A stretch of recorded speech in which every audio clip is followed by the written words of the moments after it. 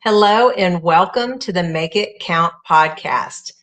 Today's guest is someone I deeply respect. Christopher Teehee is a builder in the truest sense of the word. He leads across essential services, consulting, media, and real estate as CEO of Red Hot Electric, Vice President of JNC Inventors, and Managing Partner of Native Consulting. What sets Chris apart isn't the number of businesses he operates, it's how he operates. He makes practical decisions, he thinks long term, and he carries responsibility well. Chris is also the steward of the last independently family-owned radio station in North America. That's a role rooted in legacy, community, and stewardship. That perspective shapes how he leads, how he builds, and how he defines success. This is a conversation worth leaning into. And I'm honored to welcome Chris Teehee to the Make It Count podcast. Welcome, Chris. Hello, how are you guys doing today? Yeah, you know what? We are too, I can tell you, I'm too blessed to be stressed. I don't know about you.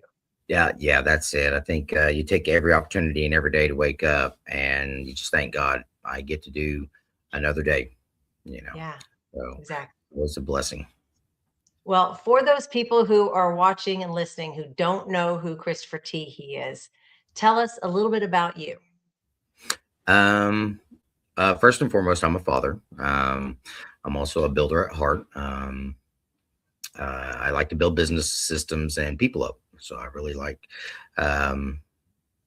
just like to help people. I operate across real estate, consulting, essential services, media. I focus on creating businesses and solve real world problems, generate long-term value to everybody that comes to me, So it's taking care of the people that depend on me, and knowing that I've been dependable has been a big structure of my life. So everything I do is built around sustainability, financially, operationally, and ethically, doing the right thing 100% of the time.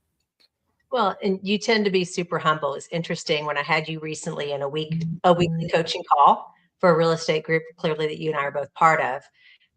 Afterward, the comments that people were putting, which was, hey, Christopher Teehee, put him on your radar. He's up to things. He's got things happening, because you tend to be fairly quiet about it, right? When you decide you want to build something, how do you decide what it is you want to go build? I really, it's just finding that passion. I kind of look at how Richard Branson said things. It's like, if you find a purpose in it, it's like, say yes to the opportunity and then figure it out. Yeah. And so that's kind of how I've seen things, I ask two questions too. Is this a mission that will move forward? Is this something that I'm passionate about, that if I put my all into it, can I bring the value to everybody that is coming to me? And so that's what I do, and if it doesn't, then I pass on those opportunities. I don't, I just say no, Yeah. So building can be something that's on our heart. There's also a lot of skill that comes with that, though. So tell us a little bit, Chris, just about your background that got you to where you are today. Okay. Yeah, across my industries, I grew up very humbly. My mother was not, let's say, we grew up in the projects here in Oklahoma at a young age, and she met my stepdad, and I watched how my mother transformed, and she kind of inspired me. She can come from humble means, and then she went and got her radio broadcasting degree, and then I watched her transform herself. So she inspired me as I was young, and I remember those things. And I said, if she can do it, I can do it too. And then in school, they were like, there's something about Chris that is way different. And so they started putting me in advanced programs when I was younger. And I was like, okay, I can do these. And then just kind of just building on those things. And so as I grew in life, and grew through different phases of my life, I think I was like 7 or 8 years old watching my parents do multi-million-dollar deals for radio stations, with a guy that owns a majority of the horse race tracks in North America. And I'm sitting there and I'm going, wow, I'm just watched my parents grow something and not realize that until you get later on in years, you know. And so really it was about leadership, financial discipline, making decisions under pressure, listening. And that's one of the greatest skills that I've learned as well too, is listening to what people need, what people want. And then human behavior, just making, just kind of seeing how people are, is what I Sure. kind of, so, So and you had your then, parents. So sorry, did not mean to cut you off. You had your parents as mentors. So then as an adult, who else kind of served a part in your journey as a mentor or as a leader that you think has um, had impact and influence with you? one of them was Robert Kiyosaki. I went through the Rich Dad Poor Dad program, and they seen something in me as well too. It's kind of the coaching, I mean, your professional athletes, they have coaches. It's like, hey, go do this, and this is how you do it, and then you have to do that type of. Um, you have to be disciplined in it. It's like, hey, look, we don't want to waste our time. You've paid us money. You can waste your money, or you can, use your money the correct way. And so I did. Robert Kiyosaki was a mentor of mine in his program. And then another one was Douglas Carlton.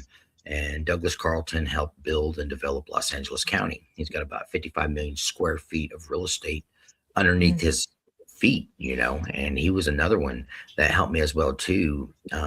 As I was an apprentice as an electrician, and he'd seen something in me. He goes, hey, he goes, you really need to get your journeymans. And then after that, he goes, I want you to come and talk to me. And he goes, I help you build your electrical contracting business, And so kind of having those mentors that coach you and teach you and grow you until you kind of do the same thing. You kind of pass the torch on and mentor the next generation coming up.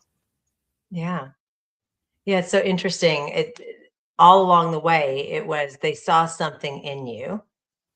What do you think that dotted line was of what they were seeing in you? Integrity, Mm, it's like I showed up and I listened. I had integrity, I had discipline. Um, I built a friendship first and foremost with all of yeah, them. I think that, I talked to another man the other day that kind of opened my eyes. It's like, what do you have to give other people that is valuable to you? And I said time. And he goes, that's one thing. He goes, but really, truly, it's your friendship. He goes, because you're mhm, more apt to do business with people who are friends, yeah, and they won't leave you behind. And that's true to this day. I mean, I still have my best friends from when I was 6 years old. And that's love that. 40 years of friendships that I've had with a few type people in my circle that I have. Yeah. Well, and that speaks a lot too, right? The length of people's friendship says a lot about how they show up, Yeah. for sure. All right, let's dig a little bit in here because I know that the people watching want to know more about Chris. So you operate across multiple businesses at the same time. How do you decide what deserves your attention and what doesn't? Um, what deserves my attention? I think it's just looking at give me a second here. Is it something I'm passionate about? Is this something that I'm willing to do? If it deserves my attention, then it's going to get my full attention. Mhm. For example, in the electrical contracting business, it was my real estate investors that were coming to me. They were going, "You're too expensive." I'm going, "No, I'm actually competitive, and my value is there because you're getting me when I show up." So Yeah, you're getting the guys that I've trained to show up, and I teach them and show them how to do how I would do it. I go, and then I show up on those jobs as well too. Because I yeah, want them to know that, hey, this guy is actually serious about his business. And so when they would tell me that, I'm like going, well, I'm not the cheapest. I go, but I'm bringing the value to you, So I think bringing value to people is one of the most important things that you can truly do, you know. Um, knowing that, that I'm accountable and I'm honest in those deals, that I follow through on all of the things that I say I'm going to finish. And yeah. that's a part of it. That's how I stay in that section. how do you manage to keep yourself accessible while also not sort of depleting your time? Meaning, I know today's your daughter's birthday, so happy birthday. Thank you. I know you've recently retired your wife, Yeah. which congratulations, and that's exciting. How do you manage to balance to make sure that all these businesses and the time, because clearly you have your phone number on the screen, people are going to reach out to you. How are Yeah. you balancing that along with keeping your family life as a priority? Really just scheduling, time management. I wake up real early in the morning. I'm up at 3:30 every day. Um, we just got done driving 16 hours from Arizona back to Oklahoma because we're in a horrific car wreck. And so Yeah. it's like you push yourself through the exhaustion sometimes. It's like, okay, I know I'm exhausted. I'll tell people, hey, look, I have no problem telling people no. I mean, I had Yeah. another guy call. He needed a large sum of money, and also wanted to talk to me about my electrical contracting business as well, too, on another deal that I have going.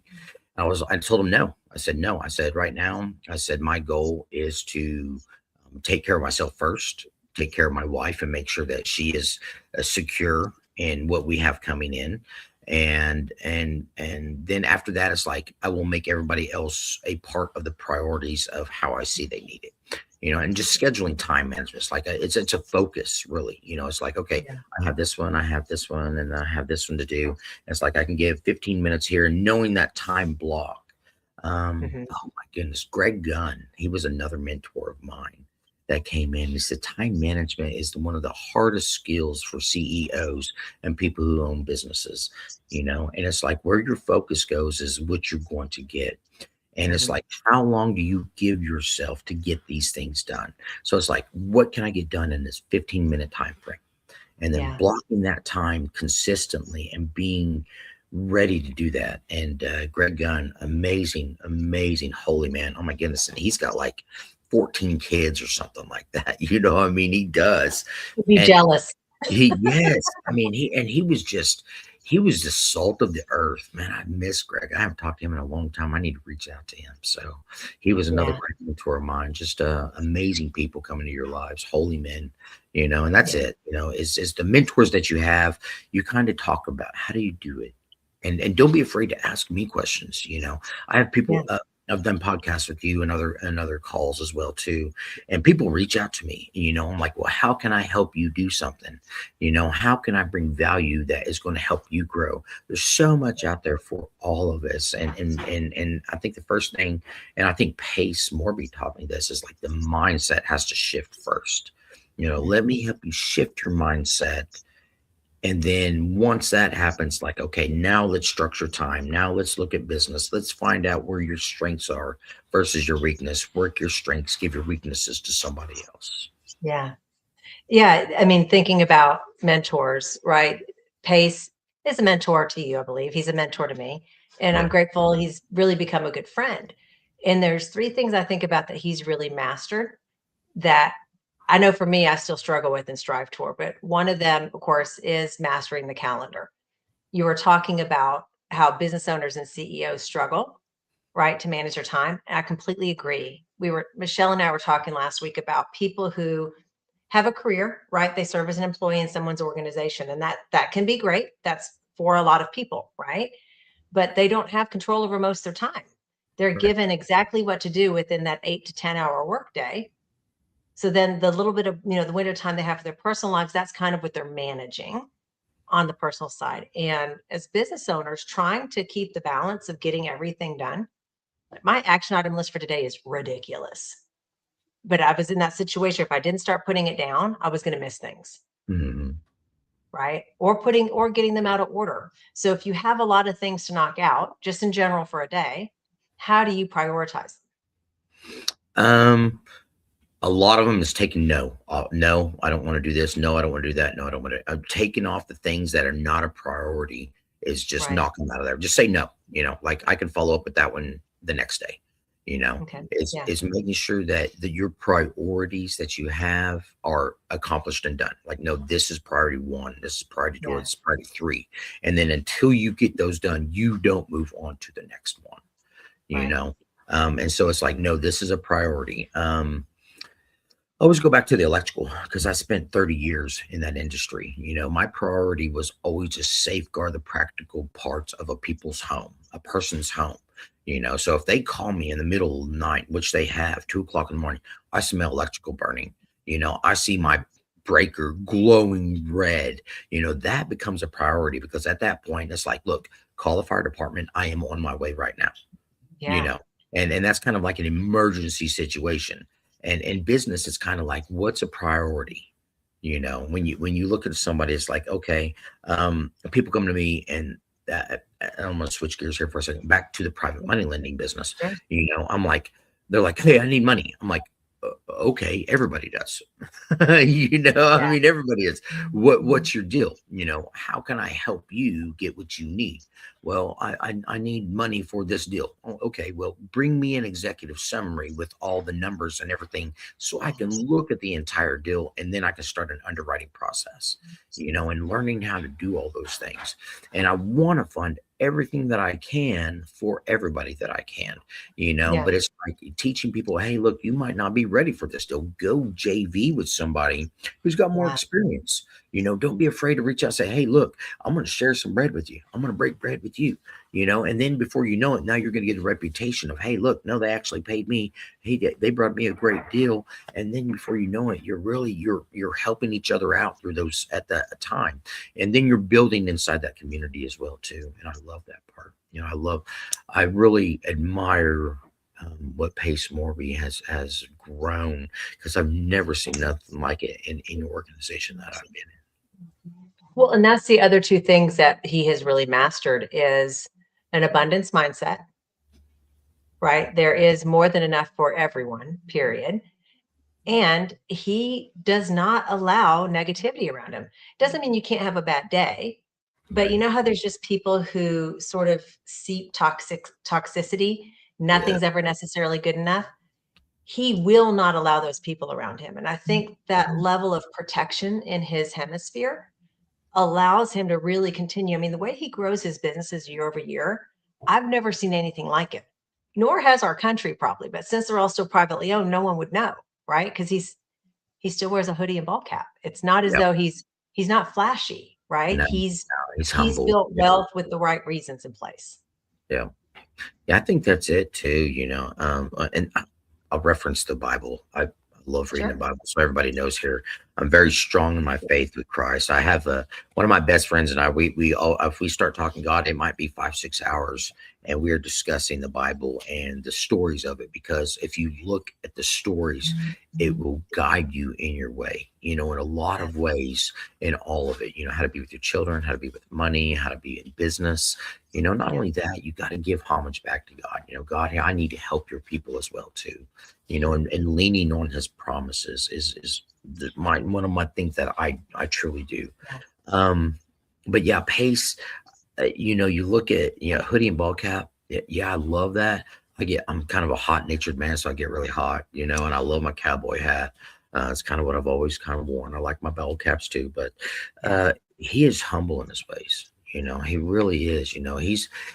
He builds the friendship first is what I've Yeah. noticed about him. He's like he knows what it's like to have to work your way up in life. And I do too. I understand how it's you work hard, you bring value to everybody, and then you guide them the best you can. And then if they hit a roadblock, it's like, look, who do you need to talk to? What do you need to know? Learning how to just be a servant. I think that's what Christ said, let's wash each other's feet. What I'm doing right now, you don't understand, but you will when I'm gone. Yeah. And you see that, being a servant is like, how can I help you grow and help you know where you want to go in this life? Yeah. In anybody who's had success, certainly you've had a great deal of success as well. There's failures, right? There's Oh my stumbles goodness. along the Yes. way. Yeah. And I'm probably throwing you a curveball, but it keeps coming up. I feel like I'm supposed to ask this. As you think through the last 30 years, right? Because for the most part, you've been a business owner for near 30 years, Yeah. building your electrical business, all the things that you've got going on. What, as you look back at some of those moments where you thought, crap, right? Like a stumbling block or a failure, how did that ultimately end up turning out to be something positive? Right? Like I have a plaque, it says, "The will of God will not take you where the grace of God will not protect you." And none of us want to have to go through the painful things or the hiccups, but they do shape us for what's to come. So, take a minute, kind of think about that. What is it, if you look back on your journey, the things that you thought at the time, oh man, that really became something positive down the road? I I have seen that. I have an invention in the oil field, and one of the guys that I had partnered with on it, we had an agreement on it. He's seen money come in like he'd never seen money before, and I kind of measure people how they see money. To Mm, me, it's a tool. It could yeah, come, it can go. I can make a lot of it. I can make a little of it. It's knowing how to manage it and hold on to it and grow it the correct way. yeah, And I seen this partner that I had, and I mean, we made a lot of money. I mean, a lot. I was like, okay, just let us sit there, and then we'll figure out what to do with it. We'll multiply it. Was my goal. yeah, When he just, my brother had just come back from war, and I was picking him up at the airport, and he was kind of still in that mentality of being in war. And so I was like, okay, he needs me first and foremost. This is my priority, is the love of my brother. yeah, And so I spent a lot of time with him. And while you were here, we had a grandmother pass away at this time. And uh, I spent probably about 10 days with him. That's kind of the leave that he got, was 10 days, and then he had to go yeah. back. I came back and the bank accounts were emptied. Businesses had been shut down. I'm talking, he had taken everything. I mean, it was all gone. I Wow. mean, emptied. And I'm going, I go, you can have the money. I said, I will always make more. You know, at that point, I had an attorney, we conferred on everything. And then I was able to take control of the entire business because of Yeah, that. He didn't know what to do on the business end. He just seen the money factor. I was like, look, I said, you got to learn the money's just a tool. yeah, You And so I was like, okay, you can have the money, but I get the business. yeah, So I seen that as a blessing. It's like, well, I'll take this part of it. You can take the money because I can still grow that business again. I'm not afraid to go out and grow this again. And yeah, so greed kind of took over his heart. People become lovers of money, of those yeah, things. It wasn't the love of friendship or anything. I thought this person was a friend, but he took, I mean, $250,000 out of the bank and ran. I was like, well, take it, man. I said, I'll make more, and I did. I think that year I ended up making close to $750,000, through yeah, my invention and the electrical contracting business. I was like, just let it go. You have those feelings, let them fleet, they'll pass, and realize that God has everything under control, period. It's supposed to yeah, happen because I want to see your character in this. How are you going to react? You know, yeah, and it just happens. I mean, people are going to take advantage of people who are kind and good, and I realize, it's what's the word I'm looking for here? I think the scripture that comes to my mind is, be as wise as serpents, but as gentle as doves. So mm, no yeah, wisdom when you start to talk to people is ask those questions and see where their heart is, and ask God to give you a discerning way to do these things. God, give yeah, me discernment and see if this person is truly a good person. Because when you're in the money lending business, because it deals with people and money, how are their right, hearts? Are they going to pay back my lender? right, When I ask all these questions, are these people truly going to do the right thing 100% of the time? So that's kind of what I've seen in that that question right there. what motivated you to start, like what was the thing that got you into doing the real estate aspect, right? Starting your real estate business from it. Oh my goodness. So I resonated with Pace's story so much.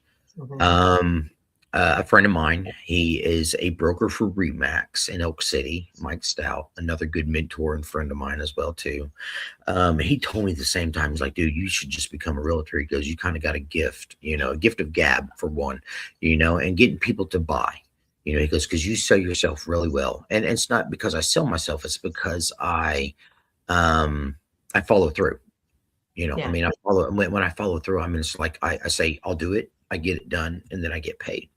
And Yeah. with real estate, I seen it as, my goodness, it is an asset that everyone needs, just like electrical. Everybody wants to have a home. Everybody Yeah. wants that American dream. Everybody wants to have a multifamily, an RV park. In fact, I had one gentleman call me today, Arnie Newton. He called me, and he's another one of Pace's good friends as well too. And Arnie calls me, goes, "Hey man, I got an opportunity." It's like, dude, let me hear what you got. Because I'm excited. Yeah. I want to see people win so bad that it excites me, Yeah. because I love seeing people win. There's nothing better than watching somebody and their dream come true. Like with Whitney and Melissa, I am so happy for those ladies, and they are just salt of the earth kind of people as well too. When people win, it's a good feeling. And then the money comes. The money comes with all the end of it. It's just kind of icing on the cake. And then Yeah. you use it wisely. So real estate to me is it's an asset. It's something that people need, Hmm. that that will grow over time. It's using it the right way. Just like money, leverage it the right way. You can use it Yeah. continuously, for the rest of your life if you're wise with it. And the teachings that Pace bring, and others, in the real estate industry, have taught me that. Robert Kiyosaki is another one. I think he's like $2 billion in debt and with real estate deals, but that's how you build wealth. If you want to become wealthy, is leverage it and use the tax codes and real estate, for those reasons, I Hmm. mean, and they're not making any more land, so go buy as much as you can, you Yeah. know. The God gives us gifts, right? And when you were talking about that, I think there's two gifts that I see in you all the time. One is service, and the other is leadership. And when those two are together, it's an interesting paradigm. I have those same two, and I get far more joy from helping other people get to goals and realize right outcomes than I ever do out of handling my own. Hmm. Right. And I think that's that combination of service and leadership that really kind of says, and it's one of those things I'm grateful for every day, right? I could find it as an obligation to serve others, but any opportunity to serve and to see the outcome, that fills my cup. Yes, ma'am. Yeah, no, you're right. Yeah, uh, I think a lot of people don't believe in themselves enough. Yeah. And I see something in you that you don't see yet. Like my mentors with me when I first started, when you're younger, your teachers see that as well too. When I was such a young kid, and you look Yeah. back and you start thinking, man, they seen something in me that I didn't see in myself yet. And then you grow into this person knowing that you're starting to grow into it. And as you grow older and older, you realize the friendships that you built with everybody will go a long time, because you're not going to take none of this with you. But at Yeah. the end of your life, you want to hear, well done, good and faithful servant. Yeah. You were a servant to everybody because you understood the role that you played. And I think a lot of people, leaders, we don't always have it easy. Oh no. It is tough sometimes, but it's kind of like you roll with the punches. Man, you get kicked, you get knocked down, you get right back up. For instance, losing a car in New Mexico in an ice storm, you know, Yeah. and being ran off the road by some crazed truck driver, you know, and you sit back and you're angry at this person, but it's like you got your wife in the car, and my first and foremost thought is like, I got to protect her. I've got to get to a safe spot for her and get her back to a safe being inside herself. So it's like, get off the road, get that car out of there, because here come more trucks. And not one person stopped. You look back and you're Crazy. like, you felt like you're on the road as the good Samaritan. Yeah. And then finally one person stops and they ask if you're all right, and you're like, "Yeah, I'm fine." It's like, "Okay, well, I got to go get groceries." You're like going, "Oh my goodness, dude!" Like, okay, well, at least he stopped. Yeah. And he did call the sheriff's department. We had spotty service where we were at. And I'm calling the sheriff department like, "You're cutting out so bad, sir." I'm like, "I got one bar right now, ma'am. I'm so sorry." I go, "If you could just pinpoint me with the GPS, I'll stay on here." And your wife, she's like trapped in this car, but you're over as far as you can go without flipping off into a ditch in the car. And Yeah. it was devastating. It was devastating to her. But me, I was like going, my mindset, and what I love about you, Tanya, is you called and you're like, "No, Chris, you don't need to keep moving forward. Be still." I needed to hear those words. I needed to hear, "Be still and know that I am God." And when you did that, you spoke into me. You spoke the things that God was telling me that I needed to do at that time. It's like you said, how do I block time? It's like at this time, like we're going to go through the trials and tribulations of life. Yeah. Expect it. If you're a child of God, expect those. Yeah. But you roll with the punches, you keep moving forward because you're walking by faith and not by sight. Yeah. That's so good. The Yeah, it was interesting. He works for other people. And so Amen. I was calling you to check on you because of course I called you and you answered literally after it happened. And then of course you just stayed on my heart after that. So for sure. Okay, let's get into another fun question. You ready? Okay, let's do it. Okay. Let's see here. Which one do I want to go with? For people watching, if you didn't realize this, I do research. I make sure that I'm prepared. Uh, let's see here. What Oh, we kind of covered that one. I think I know what your answer is going to be to this one, but I'm gonna go ahead and throw it out there anyway.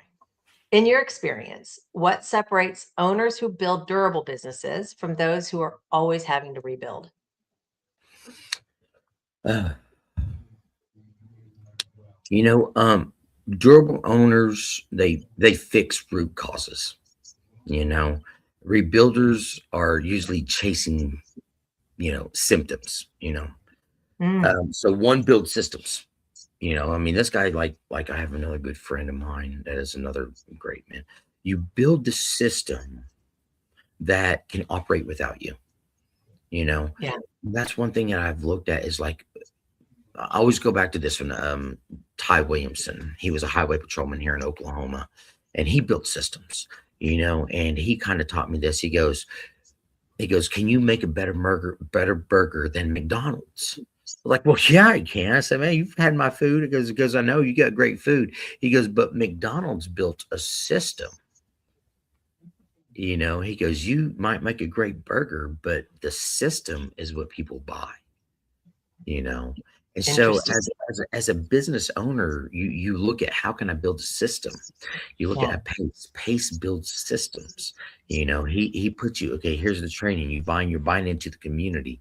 Here is a system of how you do it, and I'm going to show you how to do it in each step, where other people are like, "Oh my gosh, I got to go do this, I got to, I'm running over here." They're running out, they're putting out fires all the yeah, time. And so I guess what separates people who build durability, excuse me, is they build systems, where yeah. other ones are putting out fires. Well, and I think to expand in that one piece from behind the curtain, Pace surrounds himself with people who can build the systems, Correct. Yes. right? I mean, the durability, you have to be comfortable enough to recognize that if you're trying to build a sustainable business, you have to get to a point that you work yourself out of it, Yep. right? That way it can operate without you. And two, the only way to do that is to surround yourself with people that have strengths that aren't your strengths. Correct. Correct. As you think about your electrical business and you've been able to step away, why do you think you've been able to do that? Right. It's because you build a system. You Hmm. build a system of people who can go out and do the work for you. Yeah. You put people into play, and that's what you do. You put people into play. Like this guy is going to make sure that everything is ran the correct way. Done the correct way.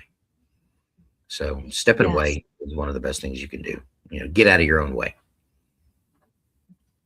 Yeah. Well, and you've got service-based businesses, which in the world of AI, people in general, let's say, are concerned about if they're going to be out of a job because of AI. And it really, if people would look at it as more of a tool, Yeah. right? Yes. I'm taking a workshop just before Squad Up to learn how to use AI to be some of those employees, right? Yes. Which just helps with efficiencies. Um, what are your thoughts on AI when it comes to how it's going to impact businesses and jobs? So So I had the honor of sitting down with General Colin Powell. He was actually the Secretary of State, and he said, if we don't up with technology, you are going to get left behind. And this is right before I started Red Hot Electric, knowing that the technology is there. You see that in automation systems, like when I did a Tyson's chicken plant, the automation systems that are being built to process food, because these chicken houses have all these chickens and then they bring them in and then they scan them and they do it. The whole entire machines are doing all the work. You have people there that are making sure that the machines are working correctly in those Yeah, areas. As far as AI in the electrical industry, you're always going to need men out in the field. yeah, Always. So AI will not take that away. So, but the AI technology that's there, in fact, I spoke with another gentleman that's getting ready to help me build Red Hot Electric in that facet and my private money lending business with this, is yeah, use it as a tool to help grow, to help scale, yeah, to that way you can step away and going, hey, this person can give phone call to my business. They can say, hey, I need to schedule a time with you. This will sit back, will tell the person where this job is at with the AI technology is there. It's like, yes, well, now you're able to use your brain and how you would do things into that. And now your guys can use that technology with your brain in that area to say, hey, this is how the boss would do it. You've got the yeah, CEO of a company giving you his insights, and then you know where these jobs are going to go. They're telling you where the yeah, jobs are at, how much material you're going to need, and then you can send those guys out to go do that job and make it more efficient where they can grow. They can do an upsell if they need to, or they see issues and offer free services like, hey, I just want to go through your home and just make sure that everything's copacetic. I want to take care of your entire electrical system, you yeah, know and the private money business is like, hey, I want to make sure that we can get you funded, but there's a certain criteria that you need to meet. If you can get creative with it, that's even better because you're not able to use, your credit score or have that on your credit sheets, but you're yeah, able to build that trust and that friendship with the seller, so knowing how and when to use the technology is so important today. I think it's a great thing. I love it. It's here, yeah. get used to it. I think there's going to be so much great things that come from it. Well, and part of what you were saying in there connects to where sales, as an example, right? People don't trust salespeople. It's a third least trusted profession in our country. Right. Only, Know that. only topped by politicians and telemarketers, which, Dang. oh, by the way, telemarketers are salespeople, right? Right. To some, and because of that, and where that is an industry that is going to be impacted heavily. Uh, but the ones that won't, in my opinion, is exactly because of what you were just talking about. When people have a problem, right? Or there's a desired outcome and they feel that they need help to get there, the biggest thing people want is empathy. Yeah. They want empathy, right? You've talked Mhm. about friendships. Well, friendships is also directly connected to empathy, Amen. right? Yeah. You have to make it, you find common ground and you have a care and a concern. You're empathetic to a friend. And if people don't want to get worked out of a job, the electricians, it's empathy. I want to check your house. You mentioned the most important thing to you is that their house is safe. Yeah. That's a level of empathy, right? And AI is not going to be able to duplicate that. No. No. And that's it. I mean, it's a tool, just like money is a tool, you Yeah. know. Knowing what that is, and it's just like in your tool pouch. This is just a tool that we use. But you're right; it's the human factor that will what set us apart from technology. Yeah. You have to have both. Um, most people aren't ready for it. A lot of people aren't ready for. I don't want to have a data center in my town. I don't want to. I'm like, okay, well, where would you want to have one? Because it's coming. Yeah. You know, it's here. So it's. I think it's remembering not to lose that factor of empathy to truly build those friendships, and care, have that empathetic factor. If I care, I care that you don't lose your home, especially wintertime. It got so cold. Oh, I'm yeah. sure Texas didn't get to see that. I mean, Texas did see that cold, Yeah, they and you're canceled not our used event. to They it. moved our You're event not to used May to it. 3rd. Yeah. I mean, they're not. I mean, New Mexico wasn't used to it at all either. It's like I never seen ice in the desert. But being empathetic. I mean, that's really just the human factor of it has to be mixed with both.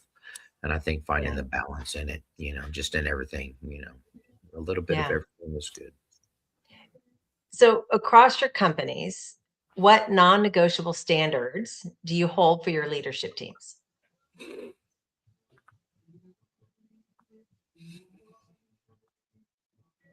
Repeat that question one more time. Of course, across your companies, what Mhm. non negotiable standards do you have for your leadership teams?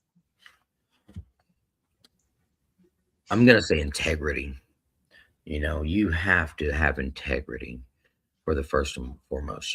Say what you're going to do and be who you say you are. Yeah. Honesty goes a long ways with a lot of it. You're dealing with people's livelihoods. Pace has said it in itself too. It's like when you use somebody else's money, that was their life force. They went Yeah. out and they used their time and they saved up that money to give to you to lend out to help somebody else. So knowing that integrity and honesty are going to be some of the biggest factors that we go on here.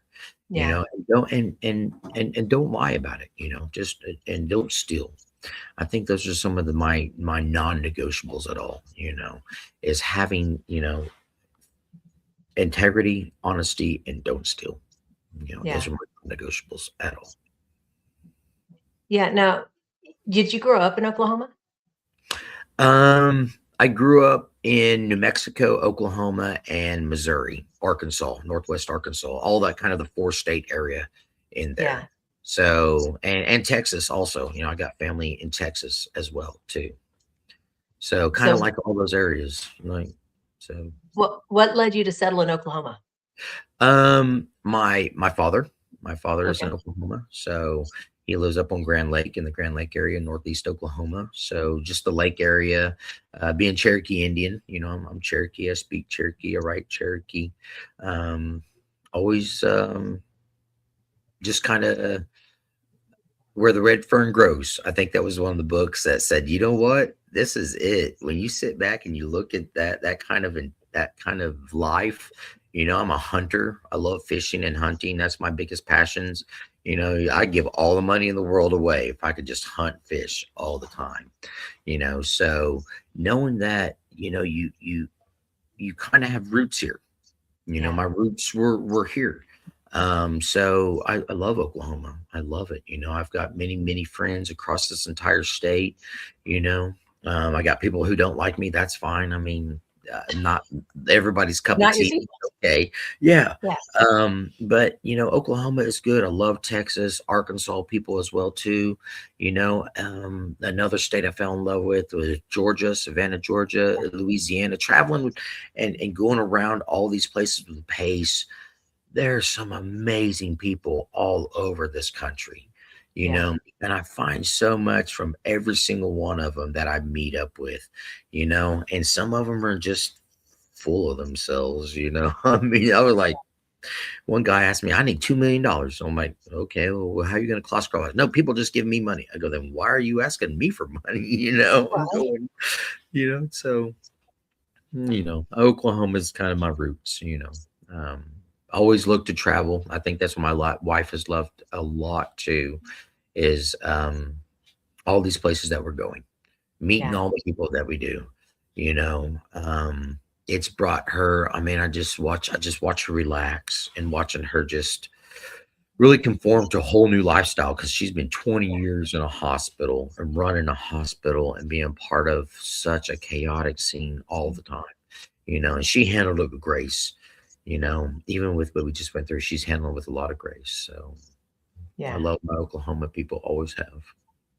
I think you'll find this funny when you said you're a hunter and you love to fish.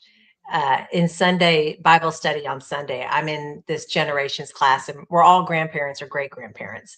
And Hmm. we were studying a chapter in Matthew.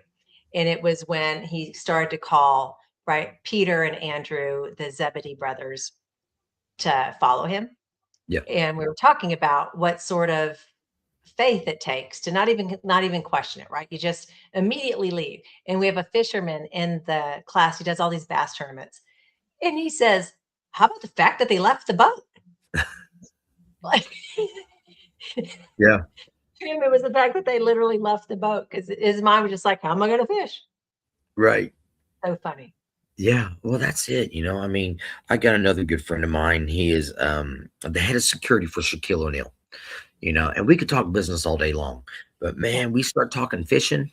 It might go hours. My wife the other day, she's like, "Will you go into another room? All you guys are talking about is fishing." And we were talking like 3 or 4 hours of nothing but fishing and places to Yes. go. And I mean, I think just as men, it's just like you realize God gives you a gift, and He's like, not only will you be fishermen, you will be fishers of men. Yeah. And that's truly what you look at.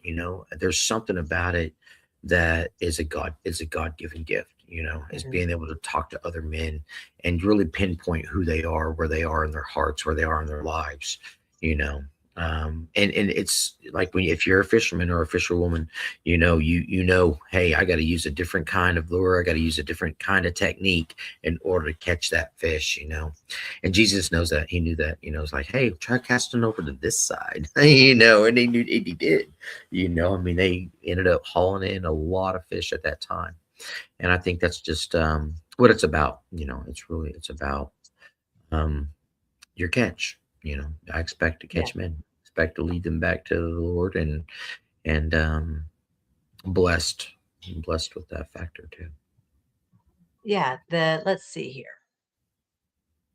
You're the last of the only independently family owned radio stations in North America. What did that legacy teach you about stewardship versus growth at all costs? Wow.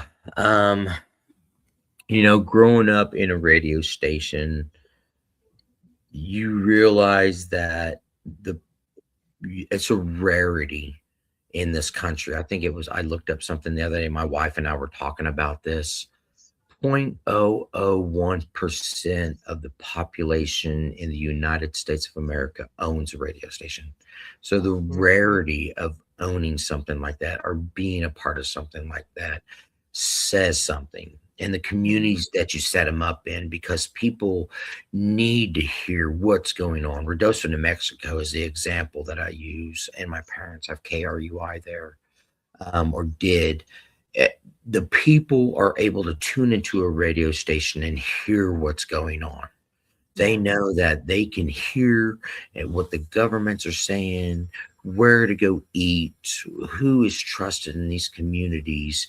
And so you realize the trust that people bring to you when they talk about me and my business, talk Mhm. about the government and the things that are going on, talk about, the news that's happening, and let me hear some songs that make me jump with joy and dance, or to feel that sorrow. There's such a passion that comes with having a radio station, because it reaches a lot of facets of life.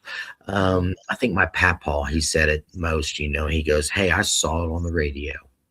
Because you think about the days of that's all they had. They didn't have a television. You Yeah.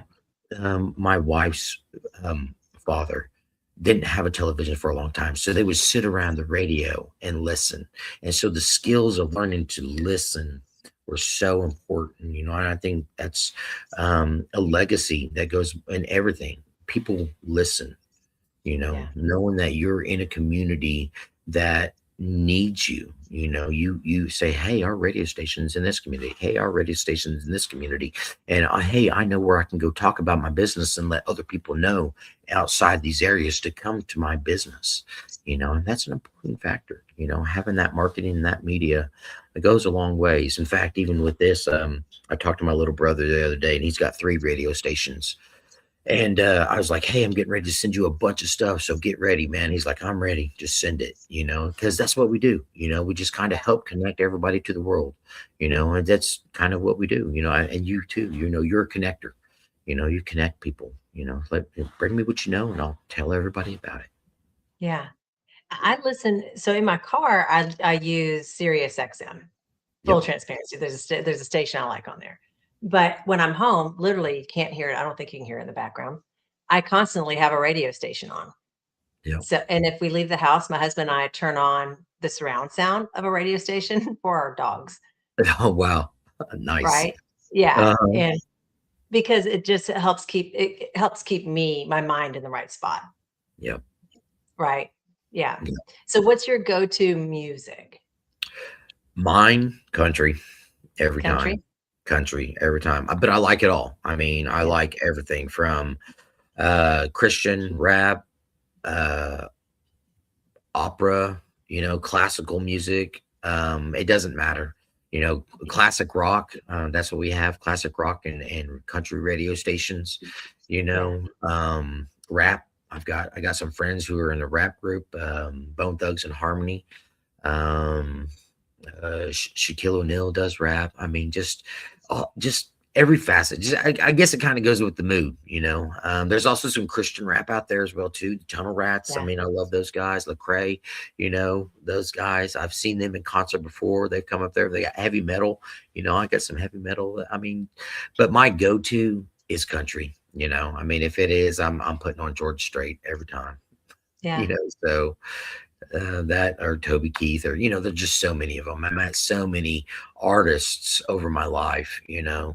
Um, I think the strongest one I ever met was Charlie Daniels, Mm. and you want to talk about, man, he is a big man, but he had a big heart for the Lord, and especially towards the end of his life, that was really all it was about. It was about the Lord and what he done in his life and leading people to Christ. So I Yes. admire many of them, many, many, many of those men, but country is going to be my go-to. Yeah. How about you? What's your favorite go-to? Christian pop. Christian. Yeah, I love Yeah, Christian. so Forrest Frank, Phil Yep. Wickham. Yep. I think what I really Jelly Roll. I think what I Jelly really roll. appreciate is how a lot of the Christian pop has crossed over into country, Yep. right? If you look at Jelly Roll, I think he just won a CMA Yep. He did. Yeah. for best crossover to country. So I think it starts to bring in our so we've got 3 grandsons. Our middle grandson loves to go to church with me. And he the other night for Vince and I, he just put on YouTube these Forrest Frank videos and he's doing these dances that go with it, Hmm. right? But I think the crossover into country is what's going to help people who maybe don't get that exposure to start to Yeah. just sort of have an awareness, have an awareness. Yeah, yeah, it's like seeds, I mean, like a Yeah, farmer, I'm planting yeah, seeds, and I'm gonna expect a reap a reward from what I yeah, plant. The harvest is plentiful, yeah, so it's the workers are few. So it's like this is where we come in, we're like, hey, we're not gonna get them all, we can get some, but yeah, knowing that that's a big part of life. A big part of life is planting seeds, and knowing that they you expect a return. God yeah. God said that, expect a return when it comes to me.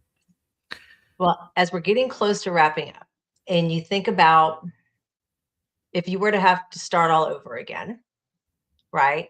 Hmm.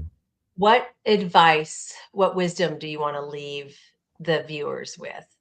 Because you're very humble, and that's the whole point of this podcast. I don't want anybody on the podcast that is flash and cash because the reality is they typically are living on credit and maxed out. No offense to those people, but they're not my people. Right. And I think that the level of humility as people build things is important, right? Because then it's in the right place. Yeah. So you if you had to start over, if you're like, okay, I need to take care of my family, create, income, if you will, what wisdom did you want to give them? I would always say, and I wish I would have started right here, was with real estate. Honestly, I look at somebody like Brandon Turner. Yeah, He is a strong Christian. I love his faith, and the way he built his business was just amazing. You know, I haven't got to speak with Brandon, but one of these days I know I will because my wife loves Maui and she loves Oahu. So one of these days I hope to find him in church when we go there, yeah, and just kind of just I would encourage everybody start with a a real estate deal, a small real estate deal, you yeah, know, and then a business. Find a service business that people need. That's not yeah, going to go anywhere. That's why I looked at electrical, you know, and so those are the two things. And then set that aside, live below your means at first, and then stack that money, and then use other people's money to grow your businesses as well too. The way yeah, Pace teaches how to be creative with the financing, how to be able to negotiate deals, and not be afraid to ask for the things that you want. Ask, seek, and knock. I've learned that. yeah, People are like, how did you get so quick in this business? Like, I went and asked for it. I knocked on the door and said, hey, can I get some yeah, money? And then it said, and it opened up to me, so it was faith, and then and being humble about it, because anybody can do this, you know, and it's knowing that it's okay to ask and it's okay for people to say no. I've had people tell me no a lot, that, like you said, yeah, they're not my people, and that's okay. So, yeah, real yeah. estate, businesses, and cash flowing assets are going to be how I would start. So building real estate, you said service-based businesses. Clearly, electrical is a service-based business. For people who may not understand what that means, give them some examples of some other service-based businesses. Um, HVAC is another good one. Okay. Plumbing. There's not very many plumbers. Plumbers are probably your cream of the crop. I would really say that because not a people want a lot to deal with plumbing. You know, um, some other service-based businesses, I would say, laundry mats. My goodness, I watch people with laundry mats. People need to do laundry all the time. So Yeah, it's finding something that people need, and that is not going to go anywhere yeah, anytime soon. yeah, So your construction guys, your concrete guys, those are your service-based businesses. I think Curtis Ray was another one. He's like, hey, I needed to remodel a shower. And Pace was kind of the same way. You kind of start in construction, and you think, hey, I'm in real estate. No, you're not in real estate. Get the asset, the home, the house. I resonated with that a lot too, and so now here I am. Going, man, I should have started this 20 years ago. Um, but I am where I am, and I'm okay with that, and yeah, I'm learning a lot from you, from Pace, from Jamil, from Jerry Norton, and not and many others in this yeah, community that we're with, and just amazing people, and figuring it all out together is what makes it so fun. yeah. And clearly, you're inviting people to be able to reach out to you since you have your phone number there. Yes, yeah. Give me a call, send me a text. If I don't get back to you today, I'll schedule time with you. I'll text and see what's going on with you. I'll build that friendship with you first and see what I can do. If I can do something for Yeah, you, wonderful. If not, I'll point you in the right direction, connect you with the right people, where you need to go. And I think that's it. I think we all network together and we all grow together. And it's like, yeah, this guy kind of, just a guy. It's like I always see myself. I'm just a guy, you know. So, and I love helping people and loving seeing everybody win. yeah, I've had many people reach out to me, um, even young. I mean, I'm like my kids. Their friends are reaching out to me today because I seen something in them as well too. Now yeah, they have businesses in the oil field in Western Oklahoma. And I love that. I love seeing their welding businesses. I love seeing them tackle the oil fields. I love them seeing them starting their own things. And it's a community. And when you think like that, like Pace yeah, does, it changes people's lives. We're a yeah. community. And that's what it's about. Agreed. Thank you so much for the time, Chris. Thank you, ma'am. It's great Yeah. having you today. Thank you for having me. You too. Let's see.